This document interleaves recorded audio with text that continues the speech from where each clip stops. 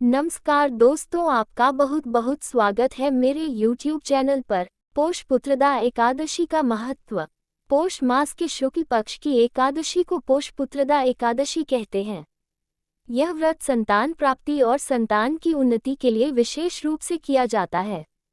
इस दिन भगवान विष्णु की पूजा करने और कथा सुनने से सभी कष्ट दूर होते हैं और व्रती को शुभ फल की प्राप्ति होती है।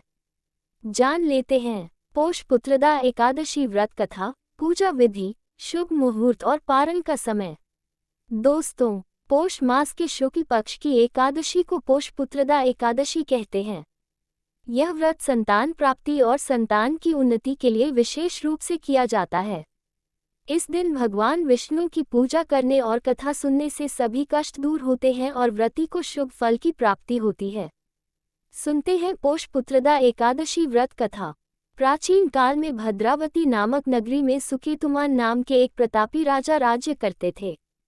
उनका राज्य धन धान्य, वैभव और सुख सुविधाओं से भरपूर था, लेकिन राजा और रानी संतानहीन होने के कारण अत्यंत दुखी रहते थे। उन्हें हमेशा यही चिंता सताती थी कि उनके बाद उनके राज्य का उत्तराधिकारी कौन होगा। संतानहीनता के कारण राजा अत्यधिक चिंतित रहते थे और प्रजा के सुख में भी उनका मन नहीं लगता था। राजा ने बहुत से यज्ञ, दान पुण्य और साधु संतों की सेवा की, परंतु संतान सुख का वरदान नहीं मिला।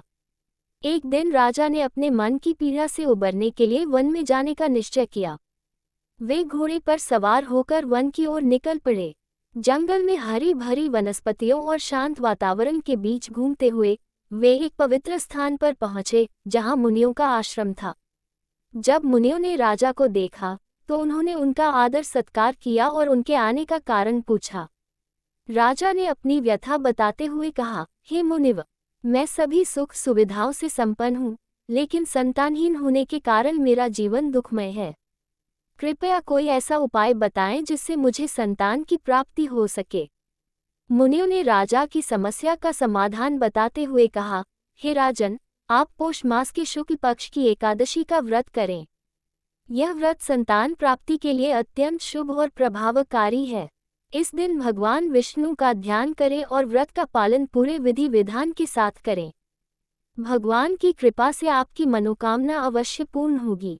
राजा ने मुनियों के निर्देशानुसार पौष शुक्ल एकादशी का व्रत करने का संकल्प लिया। जब एकादशी का दिन आया तो राजा ने विधि विधान से भगवान विष्णु की पूजा की, व्रत कथा सुनी और रात भर